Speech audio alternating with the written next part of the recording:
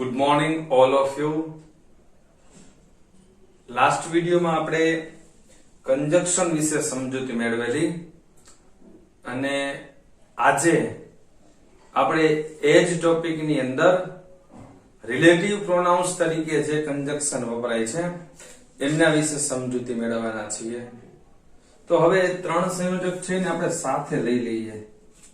એક છે who, ત્યાર પછી છે whom અને ત્યાર પછી છે whose. જો આ ત્રણે ત્રણ સંયોજકો છે આ WH ક્વેશ્ચન તરીકે પણ વપરાય છે. જો આ ત્રણે ત્રણ વાક્યની શરૂઆતમાં હોય તો એ WH ક્વેશ્ચન છે, પરંતુ વાક્યની જ્યારે વચ્ચે વપરાય છે ત્યારે આ રિલેટિવ પ્રોનાઉન્સ એટલે કે સંબંધક સર્વનામ તરીકે વપરાય છે અથવા તો સંયોજક તરીકે પણ વપરાય છે. હવે અહીંયા who નો મતલબ કોણ એવું નથી થતું. જો WH ક્વેશ્ચન તરીકે હોય ત્યારે who નો અર્થ થાય છે કોણ, પરંતુ રિલેટિવ પ્રોનાઉન્સ અથવા તો સંયોજક તરીકે વપરાય છે ત્યારે એનો અર્થ થાય છે કે જે. ત્યાર પછી જ્યારે whom વપરાય છે તો whom WH ક્વેશ્ચન તરીકે વપરાય ત્યારે એનો અર્થ થાય છે કોનું, પરંતુ અહીંયા કે જેનું એવો અર્થ થાય છે. અને રિલેટિવ પ્રોનાઉન્સ તરીકે whose વપરાય છે ત્યારે એનો અર્થ થાય છે કે જેનું. અહીંયા જેના અથવા તો જેનું જેવો અર્થ હોય એવી રીતે લઈ શકાય છે. હવે આ ત્રણે ત્રણ રિલેટિવ પ્રોનાઉન્સ છે એની વાક્ય રચના જોઈએ તો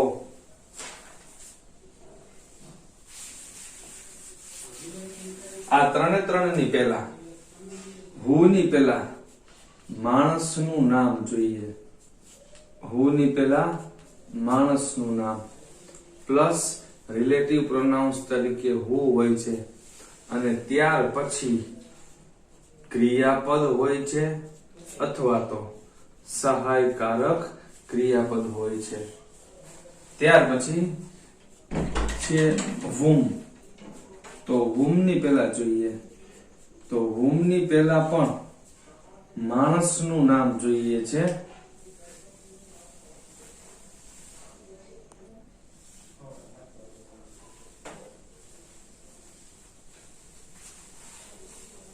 whose ની પહેલા પણ માણસનું નામ જોઈએ છે. ત્યાર પછી whom લઈએ, whom પછી ત્યાર પછી નામ હોય છે અથવા તો કોઈ પણ સર્વનામ હોય છે. અને ત્રીજું છે whose.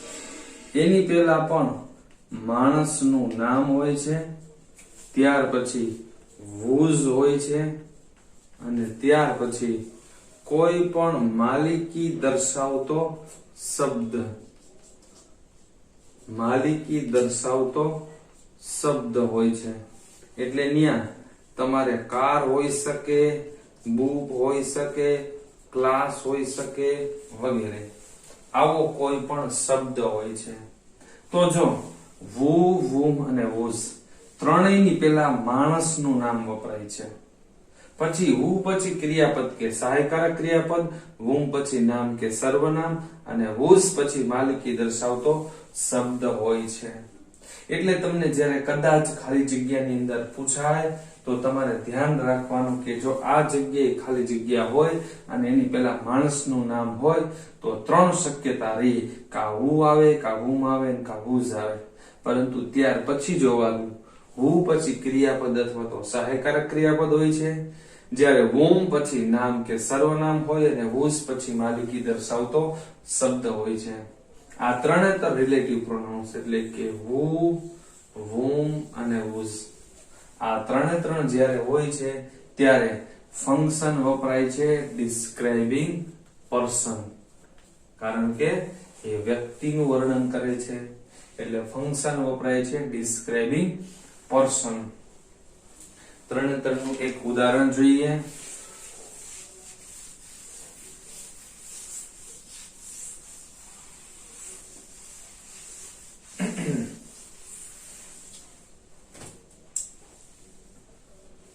દાખલા તરીકે આપણે કહીએ this is a boy who always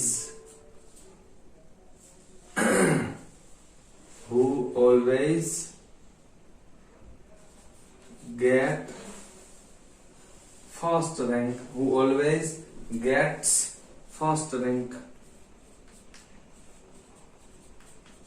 કે આ એ છોકરો છે કે જે, અને હું નો મતલબ શું થયો, કે જે always gets the first rank. તો આ એ છોકરો છે કે જે હંમેશા પ્રથમ નંબર મેળવે છે. તો જો who ની પહેલા બોય શું થયું, માણસનું નામ, રિલેટિવ પ્રોનાઉન્સ તરીકે who. આ ઓલવેઝ સમયદર્શક શબ્દ છે, એ નો હોય તો એના પર શું થયું, તરત જ ક્રિયાપદ. અથવા તો કદાચ નકાર વાક્ય હોય તો this is the boy who never, અથવા તો who does not pass in any exam. એવું વાક્ય હોય તો કદાચ who does not pass any exam. કે આ એ છોકરો છે કે જે એક પણ એક્ઝામ પાસ કરતો નથી. તો જો આ હું પછી શું આવ્યું, ડઝ સહાયકારક ક્રિયાપદ થયું. આની પહેલાના વાક્યમાં ગેટ શું થયું, ક્રિયાપદ. અહીંયા શું થયું, સહાયકારક ક્રિયાપદ. એટલે હું ની પહેલા માણસનું નામ હોય અને તેના પછી ક્રિયાપદ અથવા તો સહાયકારક ક્રિયાપદ હોય છે. હવે એકાદું whom વાળું વાક્ય જોઈએ. ઉદાહરણ જોઈએ.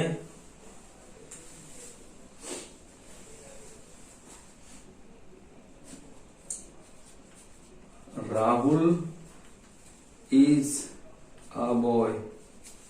રાહુલ એ છોકરો છે. whom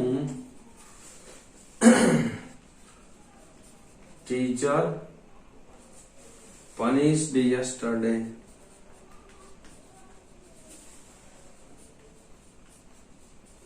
કે રાહુલ એ છોકરો છે કે જેને શિક્ષકે ગઈકાલે સજા આપી. તો જો અહીંયા રિલેટિવ પ્રોનાઉન્સ who, એની પહેલા a boy એ માણસનું નામ છે, ત્યાર પછી ટીચર એ શું થયું, નામ થયું. અથવા તો કોઈ સર્વનામ મૂકીએ તો આપણે શું કહી શકીએ, whom he punished yesterday, કે જેને તેને ગઈકાલે માર્યો. અથવા તો આપણે કહીએ whom I punished yesterday. Rahul એ છોકરો છે કે જેને મેં ગઈકાલે સજા દીધી, શિક્ષકે સજા આપી અથવા તો તેને સજા આપી. તો શું થયું કે whom ની પહેલા માણસનું નામ, એના પછી નામ અથવા તો સર્વનામ. જ્યારે who ની પહેલા ક્રિયાપદ અથવા તો સહાયકારક ક્રિયાપદ છે. અને ત્રીજું whose વાળું ઉદાહરણ જોઈએ.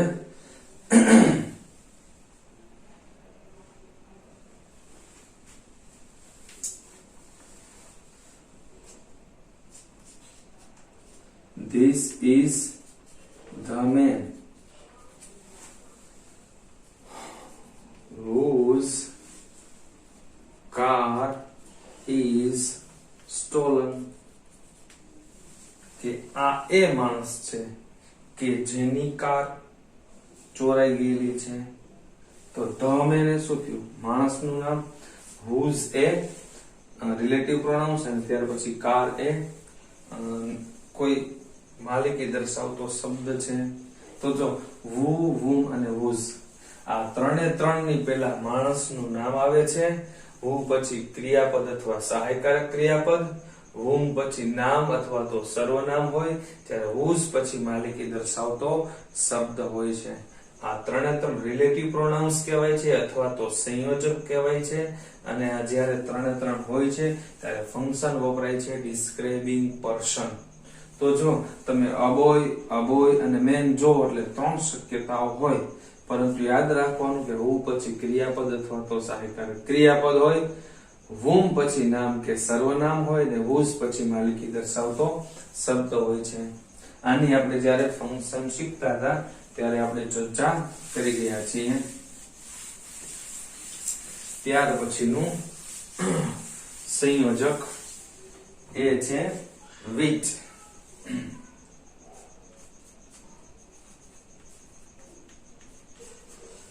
which છે એ જ્યારે WH ક્વેશ્ચન તરીકે વપરાય છે ત્યારે એનો અર્થ કયો અથવા તો કઈ એવું થાય છે, પરંતુ રિલેટિવ પ્રોનાઉન્સ તરીકે જ્યારે વપરાય છે ત્યારે એનો અર્થ કે જે એવો જ થાય છે. એનો અર્થ થાય છે કે જે. દાખલા તરીકે તો જેવી રીતે which છે એની પહેલા who, whom અને whose ની પહેલા શું હતું? માણસનું નામ હતું. જ્યારે which છે એની પહેલા તમારે કોઈ પણ નિર્જીવ વસ્તુ અથવા તો કોઈ પ્રાણીનું નામ હોય ત્યાર પછી રિલેટિવ પ્રોનાઉન્સ which હોય અને ત્યાર પછી ક્રિયાપદ અથવા તો પછી સહાયકારક ક્રિયાપદ હોય છે. તો જેવી રીતે who નો મતલબ કે જે થાય એવી રીતે which નો મતલબ પણ કે જે થાય છે, પરંતુ who મનુષ્યને દર્શાવવા માટે વપરાય છે જ્યારે which પ્રાણીને દર્શાવવા માટે વપરાય છે. દાખલા તરીકે ઉદાહરણ જોઈએ. I saw the dog. કે મેં એક કૂતરાને જોયો which beat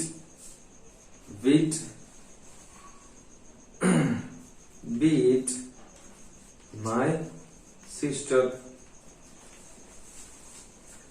મેં કૂતરાને જોયો કે જે મારી બેનને કરડે છે. તો અહીંયા રિલેટિવ પ્રોનાઉન્સ તરીકે which વપરાયું, એની પહેલા the dog એ નિર્જીવ અથવા તો પ્રાણીનું નામ થયું અને એના પછી ક્રિયાપદ છે. તો ખાસ સમજવાનું કે who, whom, whose એની પહેલા માણસનું નામ અને which ની પહેલા નિર્જીવ વસ્તુ અથવા તો પ્રાણીનું નામ હોય છે. એ who ની જેમ જ તેના પછી ક્રિયાપદ અથવા તો સહાયકારક ક્રિયાપદ જ છે. એટલે who જેવું જ છે, પરંતુ who માણસને દર્શાવવા માટે વપરાય છે જ્યારે which છે એ નિર્જીવ કે નાન્યતર જાતિની વસ્તુને દર્શાવવા માટે વપરાય છે. ત્યાર પછીનું સંયોજક છે what.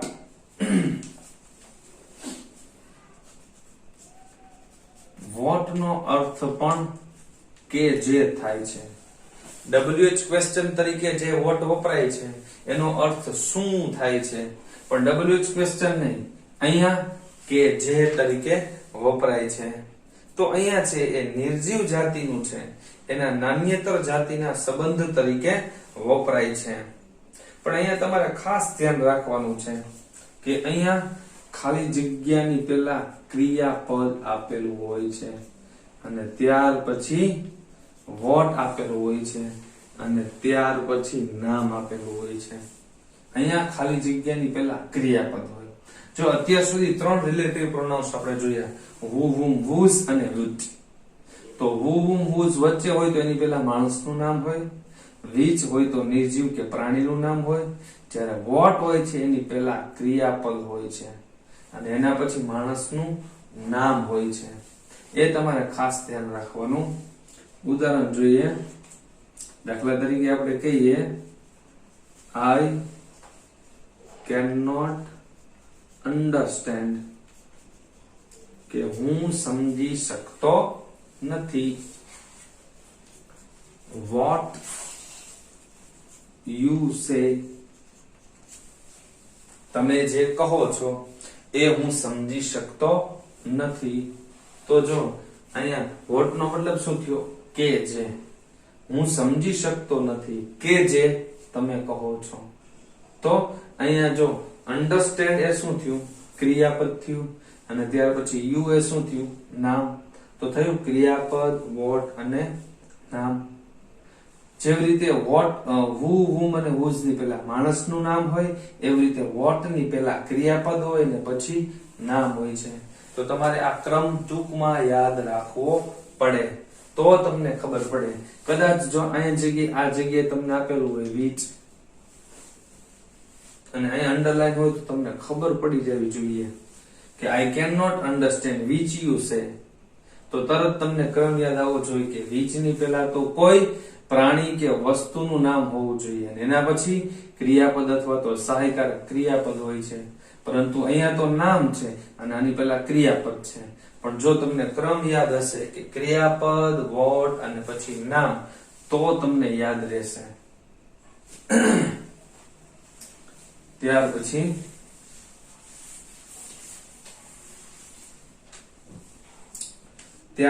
છે that. ત્યાર પછીનું સંયોજક છે that, જેનો અર્થ થાય છે કે જે.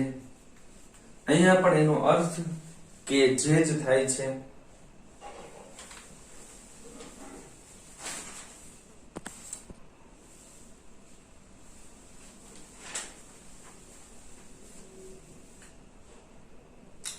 હવે ધેટ નો મતલબ પણ કે જે થાય છે, પરંતુ ધેટ છે એ સજીવ અને નિર્જીવ બંનેને દર્શાવવા માટે વપરાય છે.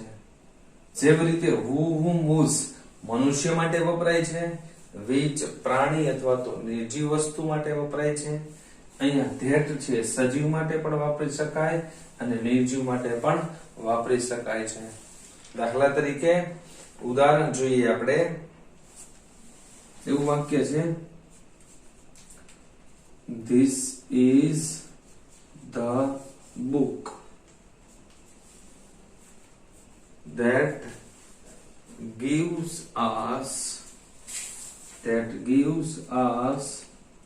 lot of exercise.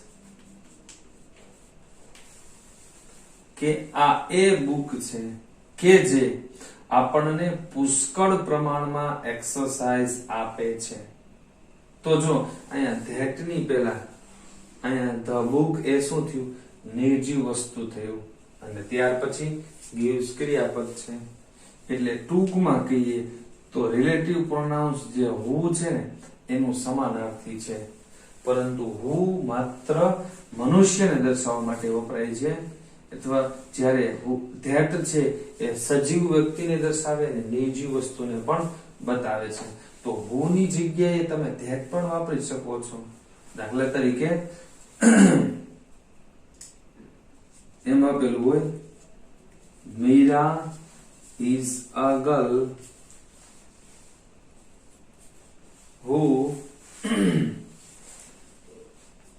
cooks very well.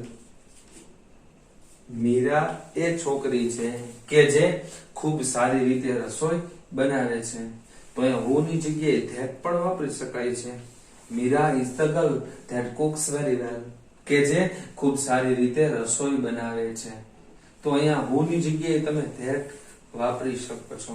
એટલે that સજીવ માટે વપરાય છે અને નિર્જીવ માટે પણ વપરાય છે. આ that નો પહેલો ઉપયોગ થયો કે નિર્જીવ અથવા તો નાન્યતર જાતિના સર્વનામ તરીકે વપરાયું ગણાય છે. તો જેવી રીતે who ની પહેલા માણસનું નામ, પછી ક્રિયાપદ અથવા સહાયકારક ક્રિયાપદ, એવી રીતે that ની પહેલા માણસનું નામ હોઈ શકે અથવા તો કોઈ નિર્જીવ વસ્તુનું નામ પણ હોઈ શકે છે. તેના પછી ક્રિયાપદ અથવા તો સહાયકારક ક્રિયાપદ, એટલે કે એ who જેવું જ છે. ત્યાર પછી એક that નો બીજો ઉપયોગ છે કે એ સુપરલેટિવ ડિગ્રીના વિશેષણ પછી વપરાય છે. સુપરલેટિવ ડિગ્રી એનું વિશેષણ હોય ને એના પછી વપરાય છે. દાખલા તરીકે This is the tallest building, કે આ સૌથી ઊંચી બિલ્ડિંગ છે. That I never seen,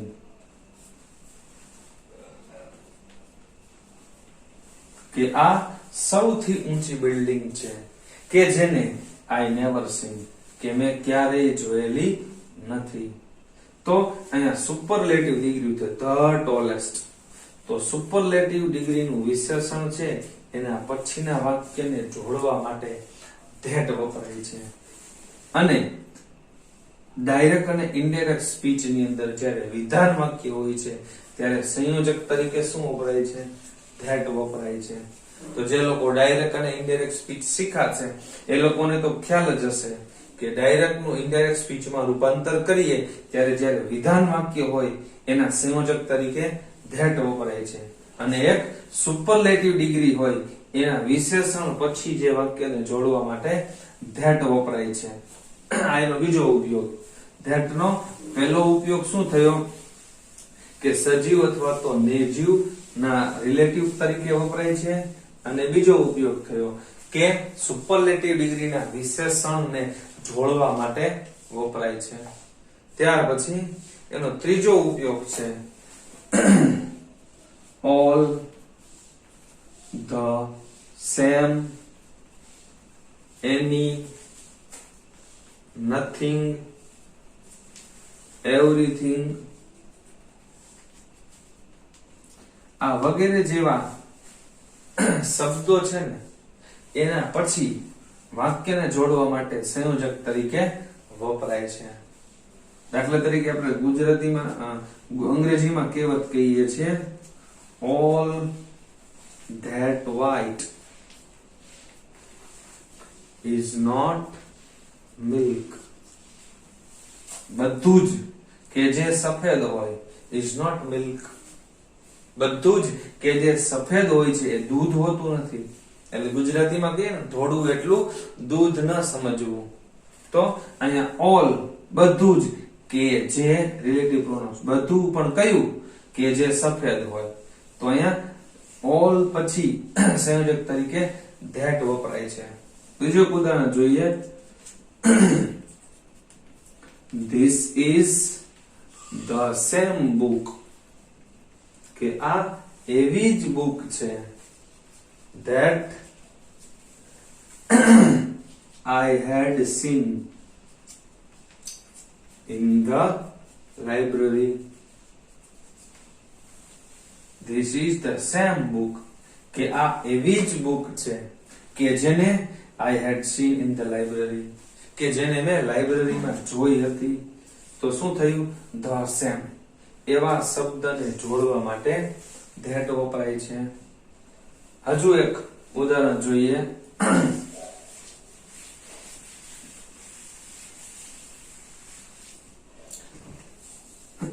દાખલા તરીકે I am ready to do anything. અથવા તો everything. હું કંઈ પણ કરવા માટે તૈયાર છું. That gives me entertainment. અથવા તો that gives me relief. કે I am ready to do everything અથવા તો anything. કે હું કંઈ પણ કરવા માટે તૈયાર છું. That કે જે gives me entertainment. કે જે મને મનોરંજન આપે છે. એટલે all, the same, nothing, everything વગેરે જેવા અનિશ્ચિત અથવા તો અમાપન દર્શાવતા શબ્દો છે એના સંયોજક તરીકે that વપરાય છે. અને ત્યાર પછીનો that નો ચોથો ઉપયોગ છે it is અથવા તો it was. it is અથવા તો it was થી શરૂ થતા જે વાક્ય હોય ને એને જોડવા માટે સંયોજક તરીકે that વપરાય છે. દાખલા તરીકે it is true that he has met with an accident. કે એ વાત સાચી છે કે he has met with an accident. કે એ વાત સાચી છે કે તે અકસ્માતને મળ્યો છે અથવા તો તેનો અકસ્માત થયો છે. એવી રીતે ઇટ ઇઝ અથવા તો ઇટ વોઝ થી જે શરૂ થતું હોય વાક્ય એના સંયોજક તરીકે ધેટ વપરાય છે. અથવા તો જે મેં અગાઉ વાત કરી એમ કે ડાયરેક્ટ નું ઇનડાયરેક્ટ સ્પીચમાં જ્યારે રૂપાંતર કરીએ છીએ ત્યારે સંયોજક તરીકે ધેટ વપરાય છે. તો ધેટ સંયોજક છે એના 4 ઉપયોગો છે. પહેલો ઉપયોગ છે સજીવ અથવા તો નિર્જીવ ના રિલેટિવ પ્રોનાઉન્સ તરીકે વપરાય છે. એની પહેલા કોઈ મનુષ્યનું નામે હોઈ શકે અથવા તો નિર્જીવ નામ પણ હોઈ શકે અને ત્યાર પછી ક્રિયાપદ અથવા તો સહાયકારક ક્રિયાપદ હોય છે. આ ધેટ નો પહેલો ઉપયોગ. ત્યાર પછીનો બીજો ઉપયોગ છે કે સુપરલેટિવ ડિગ્રીના વિશેષણ પછી વપરાય છે. ત્યાર પછીનો ત્રીજો ઉપયોગ જોયો તો આપણે કે all the same, any, something, everything, nothing વગેરે જેવા શબ્દો હોય એના પછીના વાક્યને જોડવા માટે ધેટ વપરાય છે. અને ચોથો ઉપયોગ જોયો કે ઇટ ઇઝ અથવા તો ઇટ વોઝ થી જે વાક્ય શરૂ થતું હોય એ વાક્યને જોડવા માટે સંયોજક તરીકે ધેટ વપરાય છે. આ થયા ધેટના ઉપયોગ. ત્યાર પછીનું સંયોજક. ત્યાર પછીનું સંયોજક છે એ છે when. when નો અર્થ ક્યારે થાય છે તો WH ક્વેશ્ચન તરીકે હોય ત્યારે when નો અર્થ ક્યારે થાય છે અને અહીંયા રિલેટિવ પ્રોનાઉન્સ તરીકે અથવા તો સંયોજક તરીકે વપરાય છે. તો વાક્યની વચ્ચે વપરાય છે ત્યારે એનો અર્થ when જ થાય છે. દાખલા તરીકે I know the year કે મને એ વર્ષની ખબર છે કે when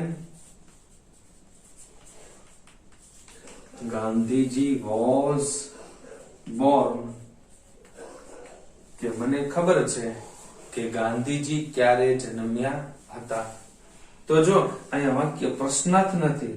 જો when પછી તરત જ ગાંધીજી આવ્યું. WH ક્વેશ્ચન તરીકે હોય તો when પછી તરત જ સહાયકારક ક્રિયાપદ આવે છે. પરંતુ અહીંયા when પછી સીધું કરતા આવ્યું છે કારણ કે when છે સંયોજક તરીકે વપરાયું છે કે મને એ વર્ષની ખબર છે કે ક્યારે ગાંધીજી જન્મ્યા હતા. તો અહીંયા when છે એ સંયોજક તરીકે વપરાયું છે. અથવા તો આપણે એમ કહીએ tell me when your father will return. મને કહો કે તમારા પિતાજી ક્યારે પાછા આવશે. તો જો અહીંયા tell me એ પહેલું વાક્ય છે અને when સંયોજક તરીકે વપરાયું છે. જો પ્રશ્નાર્થ વાક્ય નથી પરંતુ when નો અર્થ થશે ક્યારે, પરંતુ when સંયોજક તરીકે વપરાય છે. અગાઉ પણ હું ચર્ચા કરી ગયો who, whom, whose, which, when અને where આ WH ક્વેશ્ચન તરીકે પણ વપરાય છે અને સંયોજક તરીકે પણ વપરાય છે. તો અહીંયા છે સંયોજક વાક્યની વચ્ચે વપરાય છે ત્યારે એનો અર્થ ક્યારે એવો જ થાય છે. ત્યાર પછીનું એક સંયોજક જોઈએ એ છે where. where નો અર્થ થશે ક્યાં અથવા તો કઈ જગ્યાએ.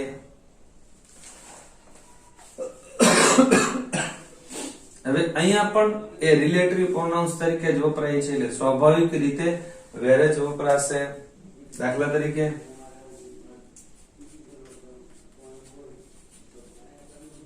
I don't know where he lives કે મને ખબર નથી કે તે ક્યાં રહે છે. તો અહીંયા where કેવી રીતે વપરાયું છે વાક્યની વચ્ચે. તો એ સંયોજક તરીકે વપરાયું છે કે મને ખબર નથી કે તે ક્યાં રહે છે. તો અહીંયા રિલેટિવ પ્રોનાઉન્સ તરીકે વપરાયું છે. હજુ એક ઉદાહરણ જોઈએ.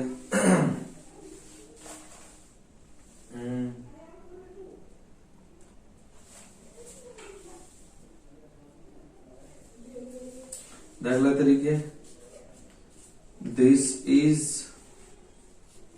ધ સ્કૂલ, કે આ એ સ્કૂલ છે, વેર આઈ સ્ટડીડ, કે આ એ સ્કૂલ છે કે જ્યાં હું ભણેલો હતો અથવા જ્યાં હું ભણ્યો. તો અહીંયા વેર કેવી રીતે વપરાયું? રિલેટિવ પ્રોનાઉન્સ તરીકે વપરાયું છે, કારણ કે એ વાક્યની વચ્ચે વપરાયું છે અને એ સ્થળ દર્શાવવા માટે વપરાય છે, પરંતુ પ્રશ્નાર્થ વાક્ય નથી. આઈ નો વેર હી વોઝ, તો અહીંયા વેર રિલેટિવ પ્રોનાઉન્સ તરીકે વપરાયું છે.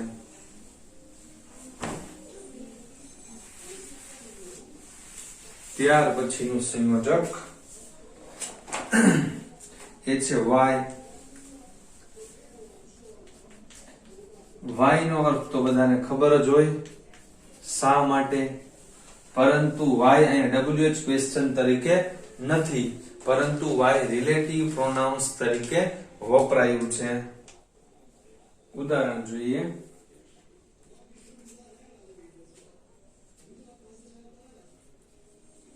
I want to know, હું જાણવા માંગુ છું કે why he failed in exam.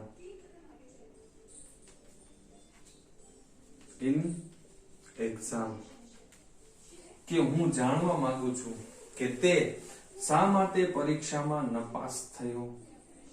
તો અહીંયા why છે એ પણ સંયોજક તરીકે વપરાયું છે. અહીંયા વાય એ સંયોજક તરીકે વપરાયું છે, WH ક્વેશ્ચન તરીકે વપરાયું નથી. હજુ એક ઉદાહરણ જોઈએ.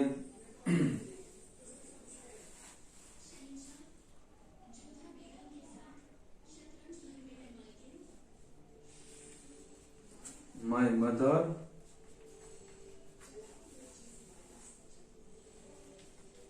gives him information. My mother gives him information कि why she called you. कि my mother gives him information, कि મારી માં તેને માહિતી આપે છે કે why she called you, કે તેણીએ શા માટે તમને ફોન કર્યો. તો અહીંયા why છે રિલેટિવ પ્રોનાઉન્સ તરીકે વપરાયું છે, એટલે why છે સંયોજક તરીકે પણ વાપરી શકાય છે. અને ત્યાર પછી હવે છેલ્લું સંયોજક how. how એટલે કેવી રીતે. તો કોઈ પણ ક્રિયા કેવી રીતે થઈ છે એ દર્શાવવા માટે વપરાય છે. દાખલા તરીકે